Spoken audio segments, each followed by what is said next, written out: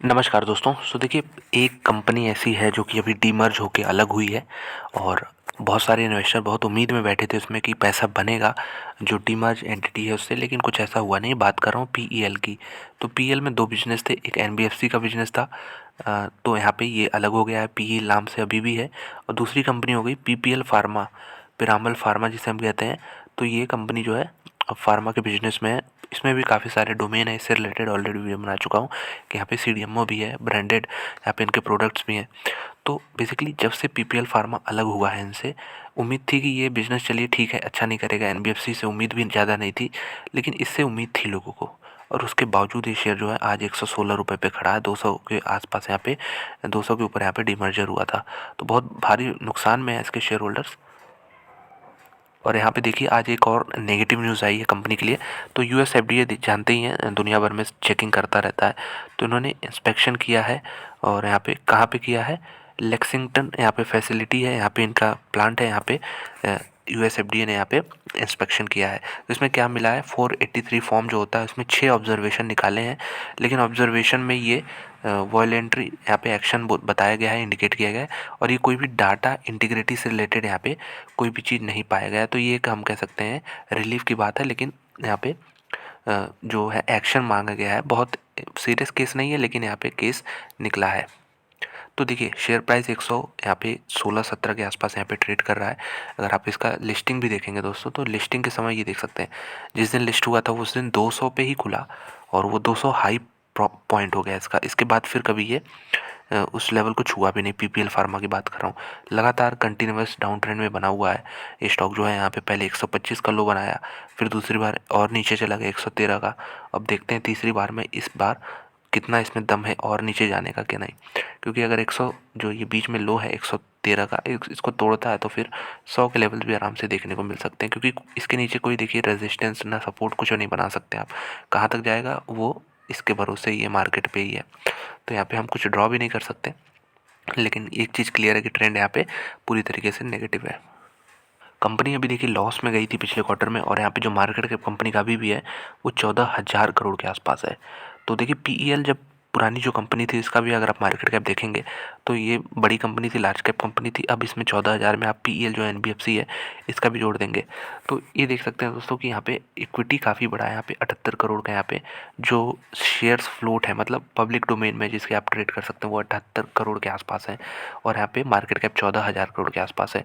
तो देखिए इसमें टारगेट क्या आ रहा है, अगर हम टारगेट देखें पिछले क्वार्टर में, देखिए आप यहाँ पे 37 करोड़ का नुकसान हुआ था कंपनी को। अब जबकि यहाँ पे रेवेन्यू जो है 1720 करोड़ का कंपनी की थी एक क्वार्टर में। और अगर इसके पहले भी चले जाएँ तो क्वार्टर नंबर 1 में भी कंपनी को नुकसान हुआ था, और इस बार तो नुकसान और ज़्यादा था, 109 करोड़ का था। और जो रेवेन्यू था वो 1482 था। तो एक चीज़ क्लियर आपको दिख रहा होगा कि कंपनी जो है अपना ग्रीन जो बार है ये बढ़ा ले रही है, रेवेन्यू बढ़ा ले रही है, लेकिन प्रॉफिट नहीं अभी जनरेट हो रहा था। तो ये देखिए मेरे ख्याल से, मेरी अगर खुद की ओपिनियन यही रहेगी कि ये टेम्प्रोरी है। ये बिजनेस में ऐसा टेम्प्रोरी आता रहता है, ऐसे फेजेस आते रहते हैं जब प्रॉफिट न जनरेट हो या प्रॉफिट कम हो जाए ड्रेस्टिकली। लेकिन आगे चल के हमें भविष्य का सोचना चाहिए, और कंपनी के रेवेन्यू में कोई प्रॉब्लम हो नहीं रही है तो यहाँ पे प्रॉफिबिलिटी भी एक ना एक समय आप जरूर आएगी। ब्रोकर्स का क्या मानना है, देखिए एनालिस्ट कह रहे हैं कि यहाँ पे 174 का टारगेट अभी भी रख रहे हैं 2023 के लिए। 2023 जो साल है इसके लिए 174 का यहाँ पे टारगेट रखा है इन्होंने। अभी भी 50% का अपसाइड यहाँ पे देखने को मिल सकता है ब्रोकरेज के अनुसार यहाँ पे। तो फोरकास्ट भी हम लोग देख लेते हैं। तो 4 एनालिस्ट कवर करते हैं इसको। 175 का यहाँ पे सबसे एवरेज प्राइस है, 200 का मैक्सिमम है और 150 का मिनिमम है। तो 116 पे ट्रेड कर रहा है। मिनिमम बोला 150, मैक्सिमम बोला 200, बीच का आपका 175 का निकल के आ जाएगा। तो यहाँ पे मेरे ख्याल से रिस्क रिवॉर्ड काफ़ी फेवरेबल है इस प्राइस पे। और लेकिन देखिए चार्ट पे जैसे हम लोगों ने देखा पूरी तरीके से डाउन ट्रेंड में है, और एक रूल होता है कि डाउन ट्रेंड के स्टॉक को नहीं खरीदते हैं। तो बेसिकली इस तरह पैटर्न बनने दीजिए, एक बेस बने यहाँ पे, इसमें कुछ दिन गुजारे उसके बाद फिर ब्रेकआउट दे, फिर यहाँ पे आप बाई कर सकते हैं आने वाले कुछ समय के लिए। तो चारों यहाँ पे एनालिस्ट यहाँ पे बाइंग मोड में है। ईपीएस अगर फोरकास्ट अगर हम करें तो इसमें कुछ अभी निकल के आ नहीं रहा है। क्वार्टर 2 का यहाँ पे फोरकास्ट इन्होंने किया है जो कि नेगेटिव ही है, जो कि आया ही है रिजल्ट नेगेटिव। तो अभी कुछ इसमें ब्रॉडली हमें आगे चल के ज़्यादा सोचना नहीं है। लेकिन हाँ कंपनी अच्छी है, इसमें कोई दो राय नहीं है।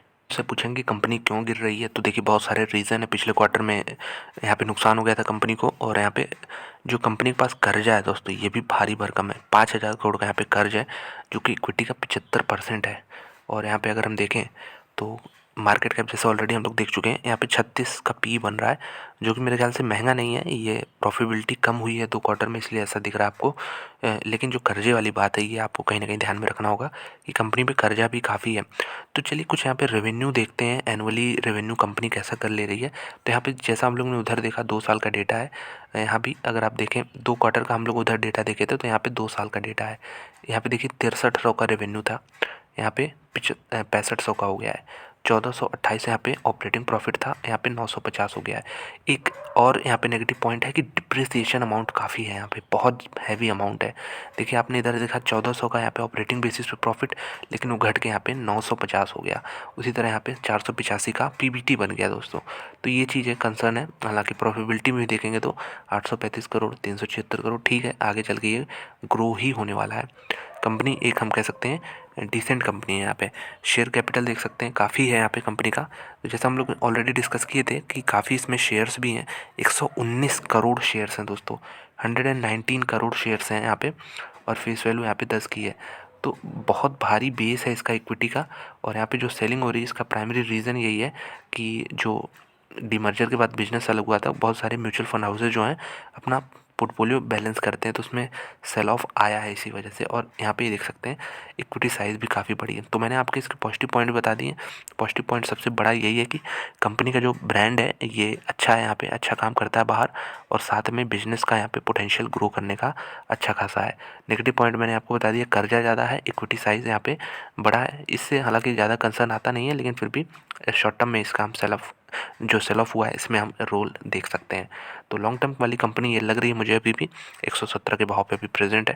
तो देखते हैं क्या होता है आने वाले। मेरे ख्याल से मैं इसके क्वार्टरली रिजल्ट को अच्छे से फॉलो करूँगा, ताकि इसमें एक डिसाइसिव व्यू बन पाए कि क्या होना है। अभी तो हमने बता दिया जैसा कंपनी अच्छी है, लेकिन कुछ कंसर्न भी 2-3 बता दिए हैं आपको पीरामल फार्मा में। तो आप कमेंट करके बताइएगा आपके पास है ये शेयर, या फिर आप लेने की सोच रहे हैं, या फिर क्यों नहीं, तो बिल्कुल कमेंट करके बताइएगा।